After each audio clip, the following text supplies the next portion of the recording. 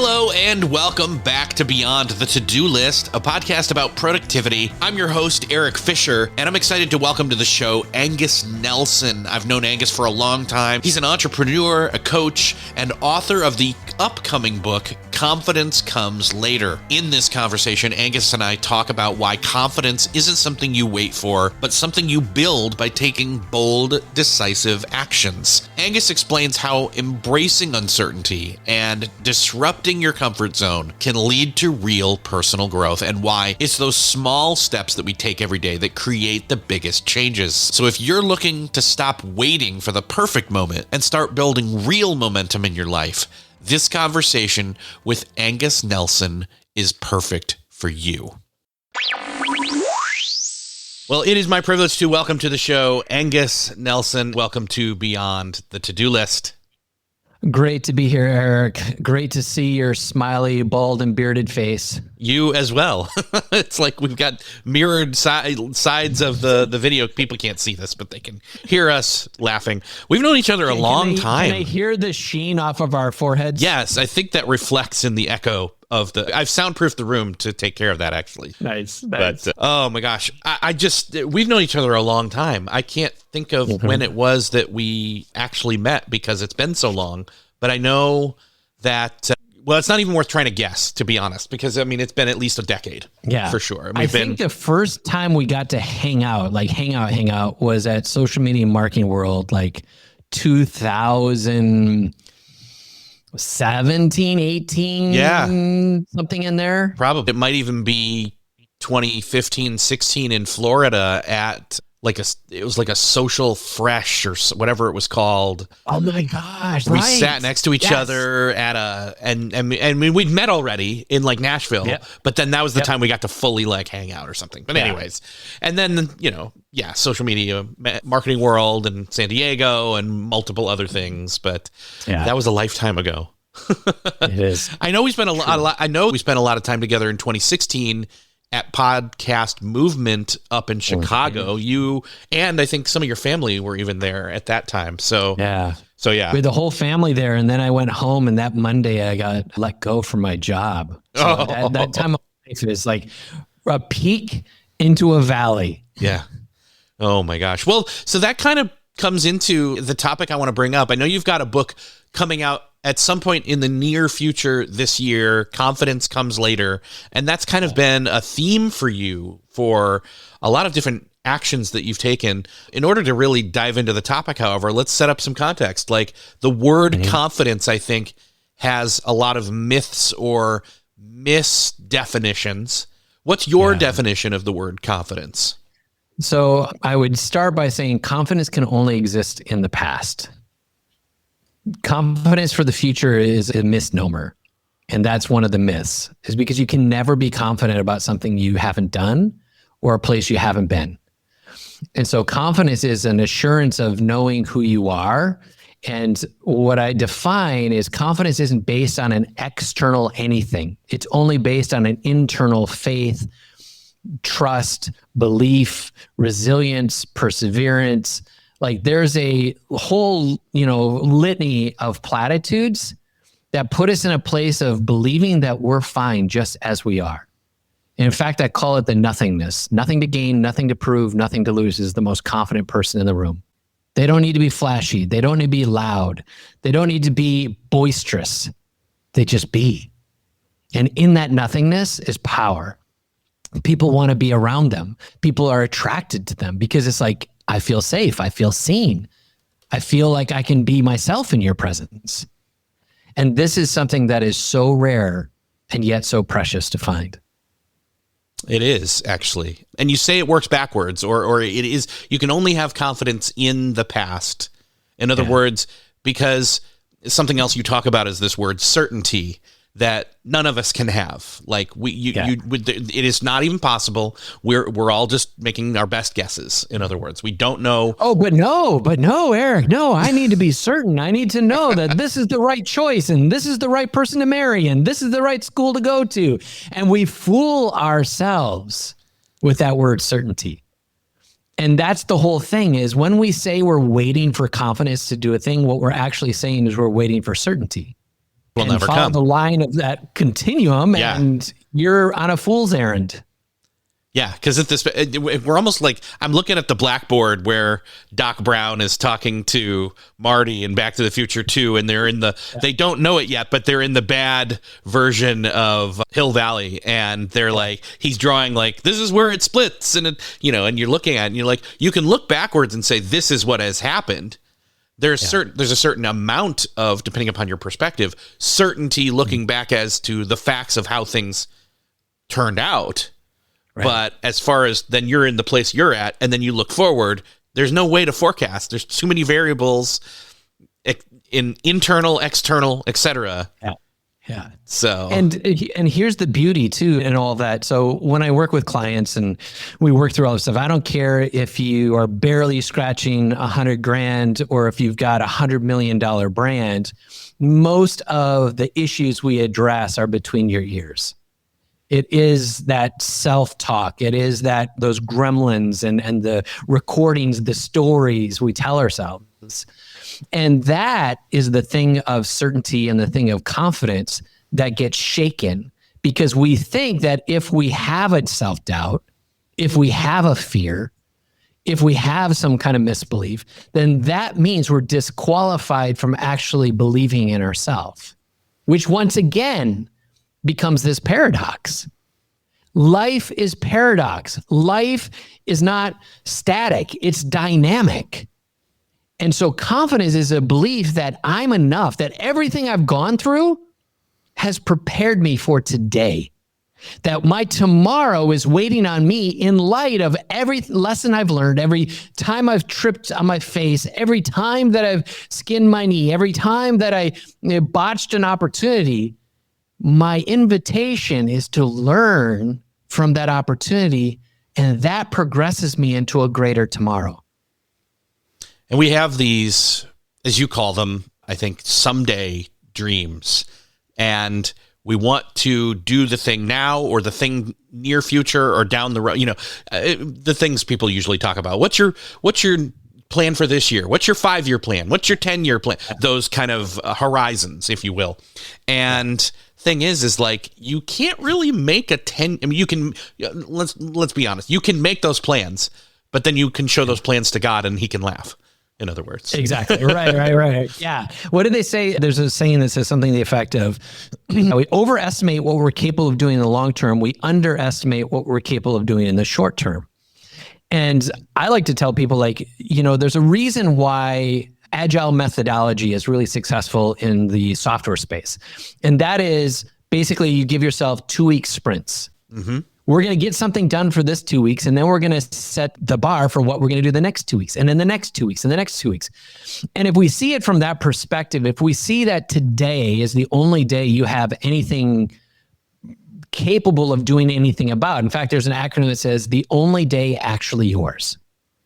You can't change yesterday. You have no idea what's happening tomorrow, but today is the only day I can influence. So therefore, my sprint is, how can I get 1% better today? How can I improve an area of my life? How can I make a decision? How can I show up with light and love and liberty and make that contagious to the person next to me? All of our focus comes to this place that if we build that kind of mentality, and again, in this presence, in this nothingness, all I have to do is be fully me today. I build momentum towards tomorrow because the behavior that I have today is based on a belief. Beliefs create behaviors, behaviors create outcomes. And so now what happens is I build momentum. So tomorrow I walk in a little bit more powerful, a little bit more brighter light, a little bit more bigger network because of the way I showed up today. Which means tomorrow's today helps me show up better for the tomorrow's tomorrow. And on it goes. And so now we grow with momentum. And no matter what comes our way, we say, hey, what's the lesson I get to learn in this? And my favorite question is, what does this make possible? So if today I look at my life and it's like, what does this make possible? What options do I have? What network do I have? What dream do I want to act upon? And that's the key, is action.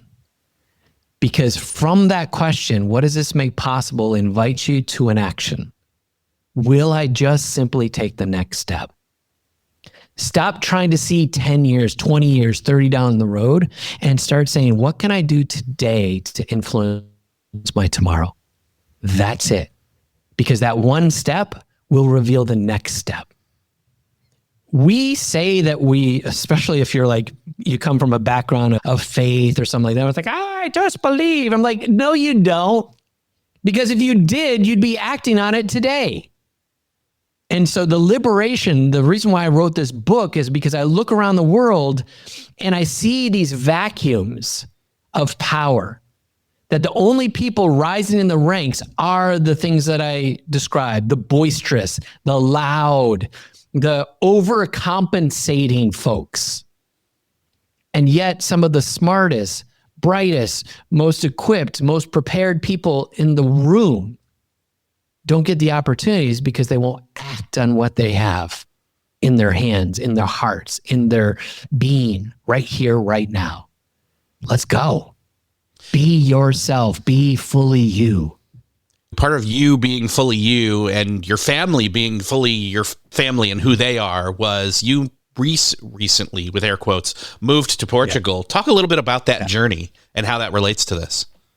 Super easy. We just made a choice, and the next day we were in country. Just so simple.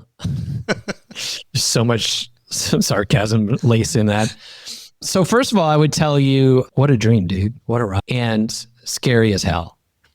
It's when you get to a foreign country and you've basically unrooted yourself from everything, the level of identity, the level of fear, the level of question and doubt that you face in such an operation is immense. And most people, they have the fantasy. That's why we watch all the shows. As we watch the travel shows, we watch the eating here and traveling there and all that stuff. But for most people, it remains a fantasy because the level of transformation it requires for you to take those steps can, for some people, feel a little too intimidating. And I would tell you, like Joseph Campbell said this, he said, in the cave you fear to enter lies the treasure that you seek. And for our family, what we were seeking for was, one, I wanted to give my kids a global experience. We made a little vision board when my wife and I first got married, and we said, hey, in 1 year, we're going to take overseas. We're going to take our kids to Europe. My wife had lived in Germany for 3 years, and I had traveled a whole lot during my 20s and 30s. And we said 2024 was going to be the year. And in the middle of COVID in 2021, we were like, what are we doing? Like, nobody's promising tomorrow. People are passing away and dying. Life is precious. Let's just go. And we decided in December, and there's a long story to how we ended up at Portugal. We had never visited Portugal. We'd never been. We'd never vacationed. All we knew was the interwebs, like what we saw on TV and what we read on Google.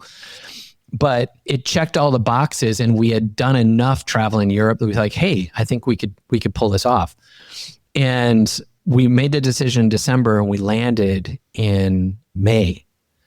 And between the 5 months was, getting a house ready to put up for rent, working out kids, schooling, working out, what stays, what goes, what do we put on Facebook Marketplace? What do we got to give away?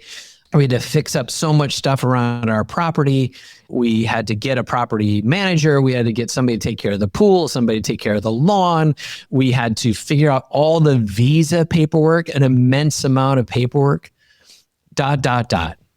And every step of that came with, what are we doing? Just stress and arguments and perseverance. And there were mornings that we woke up, my wife and I didn't even want to look at each other. We were just angry. And it, funny enough, wasn't at each other. It's just like, this is so hard. And we knew that if we could get to the other side, something different could be experienced. So I don't recommend 5 months being the span that most people do. You might want to stretch it out a little bit, and especially if you're going to do a rental. But that experience to us opened up an opportunity where we got here, spent a year, and then we sat down with the kids and said, so what do you guys think? And our middle daughter, we came with 2 kids. Our oldest stayed in the States. She was at the time 26, 27 when we left. She's now 29. and she moves here in 2 weeks. Oh, wow. So she's coming to join us. So she's going through all of it right now. But during that 1 year, we said, hey, what do you guys think? And my middle daughter said, Daddy, why would we go back? Because of the experience they've had here, their level of independence. Like, we don't worry about our kids. We're in a very safe country. It's like number 3, number 5 in the world for safety. Our kids have a little bus pass that gets them onto the metro, onto the trams, onto the ferries and the trains. They can go anywhere within an hour and a half from here with this little card. And all we do is look at a dot on our phone and we say, oh, this is where they are. And if we need to ping them or whatever, we can. If they're like, oh, I'm going to the mall with my friends, they get to do it on their own. Absolute independence. Now they're 14 and 15. And that would have never happened in Nashville. We always had to take them places. Yeah. So their level of independence and their agility with ambiguity, their agility with change, their agility with being uncomfortable. Like, I'm just so proud of my kids, the way they just show up and go to a school where they don't speak the language and they just learn to survive, and just push and learn and grow and face hard things. And that's one of the themes of our family is we're not afraid of hard things. It sounds like the process itself of moving, relocating even, there were a lot of identifying of comfort zones as barriers, but that's now carried over into the experience itself, and that they're, moving through those without much worry or concern. And, they're busting down myths about confidence for themselves now due to your collective, but also forefront leading through that transformation or relocation process. Yeah. My wife and I were out having a glass of wine the other night, and this isn't a one-time thing. We often have these moments where we just kind of look at each other and say, what in the world? I can't believe we live here. I can't believe we've got this life we've created. I can't believe, and this was the topic this last week, our kids, I can't believe how beautiful our kids have become. And I don't mean because they're attractive or anything, although they take after their mother, so they are pretty attractive. But the context of who they become as human beings, the way that they see the world and the way they see themselves, they have such poise and such maturity, and they love to have conversations with full-grown adults. They're not intimidated by adults. It's, on one hand, yes, we have led the way. We've been great parents and showing them how to have a global life and showing them how to adventure and showing them how to push through fear. And there have been some nights of tears and hard conversations and sitting in mourning loss and things that you can't get back and friends you left behind and experiences you can't get here that you could get over there at, some of the things they were familiar with, the sports that they were a part of, or the food. Oh my gosh. They talk about, Culver's all the time, or Chick-fil-A comes up all the time.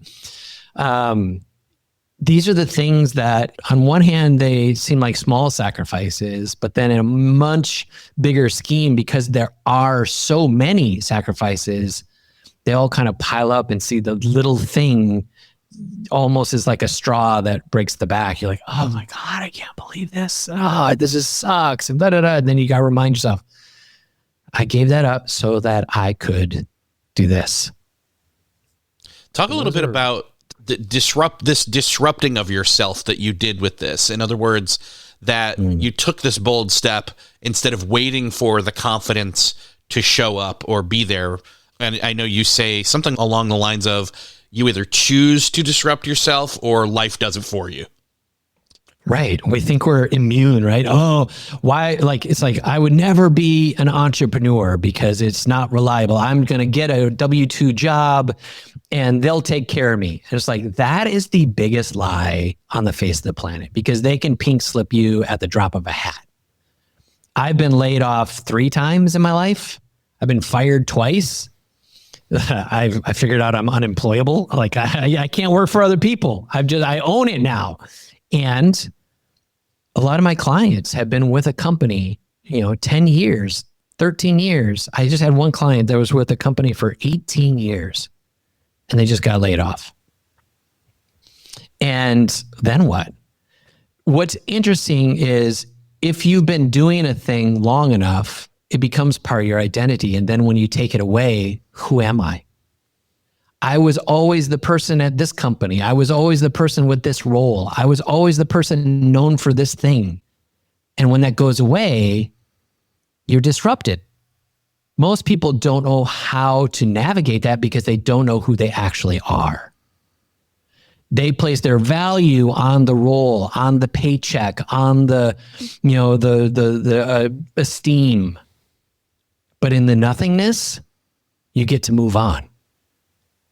And life has a way of moving you from your different plateaus up to the next tier of the mountain and inviting you to a better and brighter way. The question is, will you accept that invitation? And most people stay in the status quo. They stay in default. They just punch in the clock, and that might be with a job, or it might be punching the clock of life. I get up, grab my teeth, I go to the bathroom, I get in the shower, I go to work, I come home, I crack open a beer, I pour myself a whiskey, and then I watch TV, I get into Sports Center, I do the bowling league, and then I go to bed. And it's like, you're not going to disrupt yourself. Something else will. Either your health is going to disrupt you, your relationships are going to disrupt you, your job is going to disrupt you, or your mental state will disrupt you, or other things, a multitude of other things. What we don't realize, going back to what I said before, is that life is not static, and in its dynamo kind of dynamic way, it wants to get you to shake up to become something bigger, better, and more.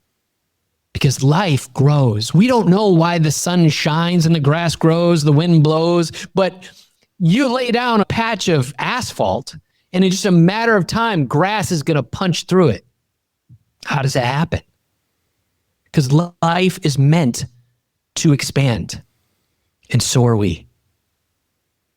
If we don't give ourselves the ability to disrupt ourselves, to expand ourselves, then we will go into a demise and we will be disrupted in some form or fashion. You talk a little bit about how perception plays into this, both our own perception of ourselves as well as how we're looking at others. And what I mean by this is you talk in the book about the invisible cage as well as imposter syndrome. I kind of see those two things as related. Like one is the inward looking with an incorrect view, and one is looking at everybody else with an incorrect view. Talk a little bit about how those are tied together and hold us back. Yeah. So this is that confidence piece, right? Is we base our confidence on external things. So either I'm comparing, contrasting, or I'm in some way conjuring a story. And the stories we tell ourselves, I call it in the book, I call it the shadows. It's that voice that's like a helicopter parent, always trying to keep you safe. And the stories we tell ourselves are to help us stay small, to stay in our box, to dim our light. The Aussies would say to not be a tall poppy. All of these things are those mechanisms that cause us to create self-doubt, imposter syndrome, and multitude of labels that we give this one context. And that context is, I don't know if I deserve, if I'm worthy, or if I have what it takes. And that's really at the root of all of our issues. So if you expand that and look at how someone treats a job or an opportunity or a possibility of making more money. And if in your head, you say, yeah, I don't know about that. Like, I don't want to make too much money. Like, what will people think of me? Or if I make too much money, I might become a jackhole. I don't want to be a jerk. I don't want to do that. So I just keep me at this level. Don't give me too much. And we start creating these stories about who we are. It's like, if you're a good person and you want to do good things, then more money is just going to bring more goodness out of you. You'll be more generous, more audacious with your dreams and helping other people. Like, we create these ridiculous stories because something in our life happened and it imprinted onto an emotion. It made us feel a certain way. And then we placed a judgment on that thing. And typically it's something critical. And then we make that as part of our narrative over and over and over. John Acuff calls it like a record player. It's the hits that play in our head, right? And we just hear the same tune over and over again. Who do you think you are? You're not good enough. You're not like this person. You're not like that person. And our opportunity, going back to what we were saying before, to disrupt is to look back at those circumstances and when they arise, say, I think I can give myself a new story. And I talk about some of the principles of rewriting the code that's in your supercomputer, the thing that's in your heart and in your head. And we're operating on this data from all those stories. When you change the data, the computer goes, we want to validate this. We want to have congruence between what we understand and this on this hard drive with our experience. And so it will seek to create or attract experiences, opportunities, or relationship that match the data. And so if you have bad data, you will attract, create, and have relationship with crappy situations. All bad.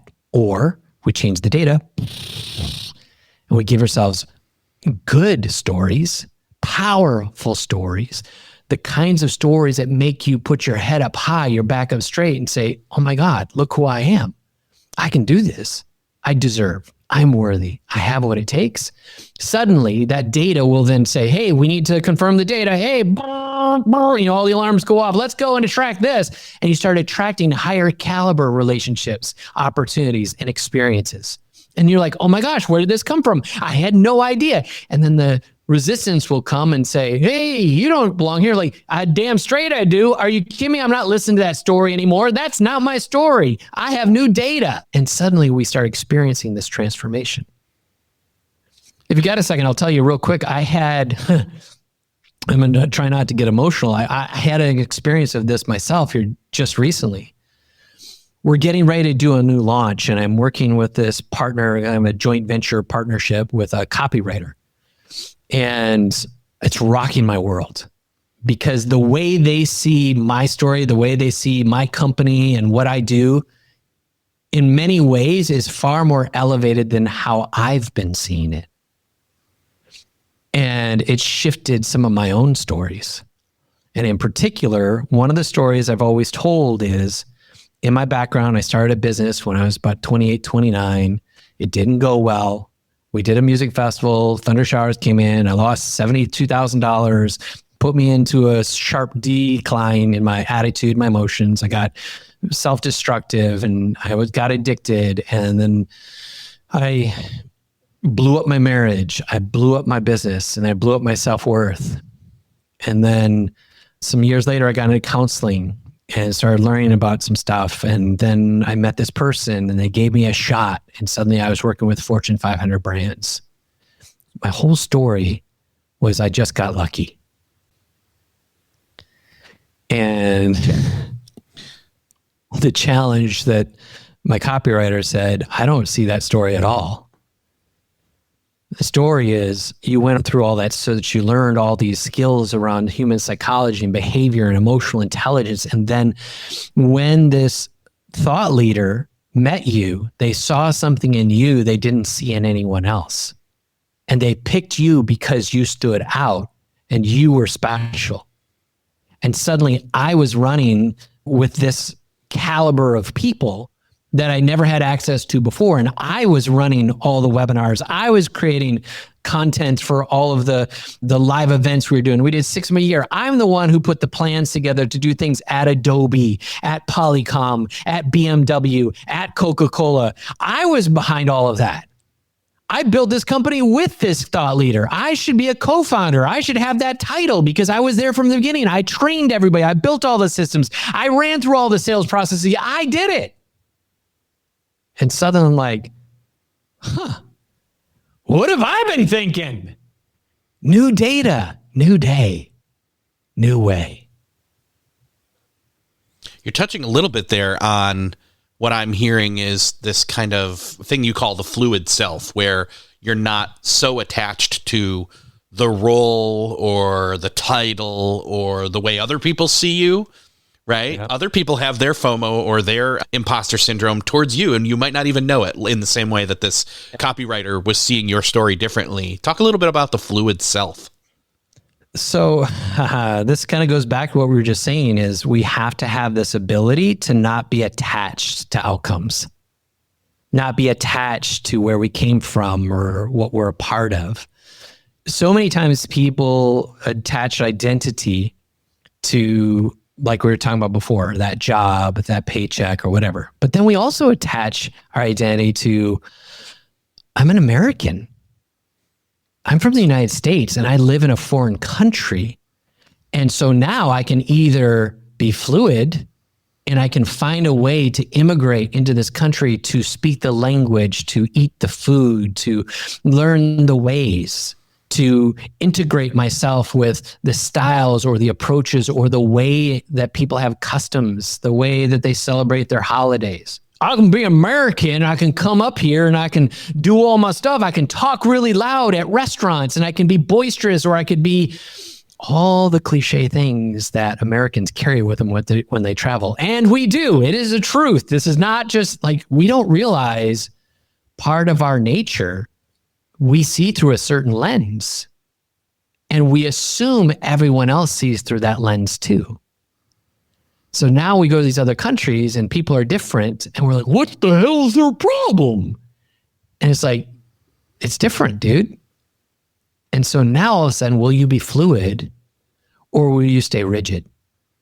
This is the way I've always done things. This is the way I've always been. This is the way things always go for me. This is the way and we create this rigidity of expectation, a rigidity of being and identity, instead of be like water.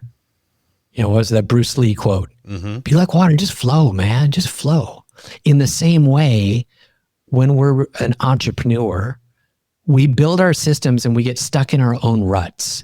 And just like I shared, working with this other partner, I've invited them into my world and I've been really open and transparent, and they've shown me different ways. Versus someone who you bring them in and then suddenly you're protecting or defending or deflecting because someone's calling your baby ugly. Now they're being rigid. When you're fluid, suddenly you can be flexible, pliable, you can grow, and you don't get so hurt when things don't go the way you expect. It's the nothingness. So I'm not attached to the outcome. I'm attached to me showing up. I'm not attached to whether this works or whether I fall on my face. I'm attached to, did I show up in the best ways I could? Did I think through all the things I was supposed to think through? Or is there something I need to learn? Someone I need to ask? Some other contractor I need to bring on? Some consultant, some advisor, some coach? For me, coaching has transformed my life. I've spent over $150,000 on coaching. And ironically, I'm a coach. I believe if a coach doesn't have a coach, then they're not even pliable themselves. They may become rigid. Because we all need someone outside ourselves to read the label on our own jar. We can't see our own junk. And when you're fluid, you invite some other trusted party, whether they love you or whether you've paid them. Their interest is to tell you the truth. And when they tell you the truth, be pliable to respond to it accordingly. Angus, we've got a little bit here as we close. I'm thinking of the person who, as we've been talking, has been sparked. They feel something kind of move in a way they've never felt it before, or at least not recently is probably a better way to put it. And what would you say as far as first steps or next steps when it comes to starting to take action, decisive action, instead of waiting for confidence, or getting them to start moving that muscle and building the muscle of building confidence through action?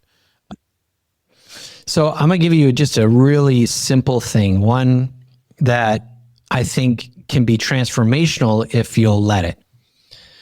I'm not going to tell you to start like having a great morning routine and you need to have cold plunges. You need to eat better and stay hydrated. You need to exercise every day and get your sweat on. All that stuff will help you 100%.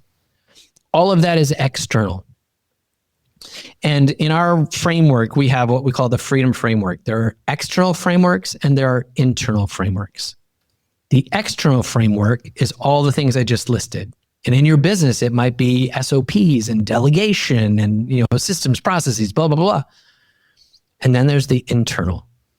The internal framework is the stuff that helps you to be fluid, the stuff that helps you to disrupt, the stuff that changes your hard drive, the stuff that you get inputs, whether you're doing, meditation, whether you're doing affirmations, whether you're doing visualization, and start seeing yourself in a place of power. That's number one, is you have to start inputs into the internal framework because you've been working so hard, exhausting yourself, trying and striving and exerting, but you've been doing it without an internal framework. You did it out of scarcity. You've done it out of fear. You've done it out of trying to will something into existence, and you're burnt. The different way in philosophy is, let me change how I see myself, how I think differently. What can I read? What can I watch that's going to change the way I think? And then I'm going to give you a second one. We're always worried about the what. And then after the what, we're like, oh, what about the how? I've got this thing I want to do. I have no idea how to do it. I'm lost. And so we will create all this frothiness in our head, to which when I'm coaching, I'll say, what are you choosing to be confused about? Because that's what's happening. We're actually we're hitting a resistance. And so we choose confusion rather than clarity. We don't go to the clarity because it requires something of us we're not willing to yield to yet. We're not going to be fluid to yet. So reverse from the what, reverse from the how, and focus on the who. Who can help me take the very next step? I send an email, I place a phone call, I send a text. There is a who that's in your world that is just waiting for you to ask. Hey, I was thinking about this thing. Do you know anybody that can help me with it? I have this dream and this vision, and I know that's something you've done before. Could you help me know what my next steps are? Could you make an introduction? Hey, where can I find this tool? How did you do that thing? Your who will change your world.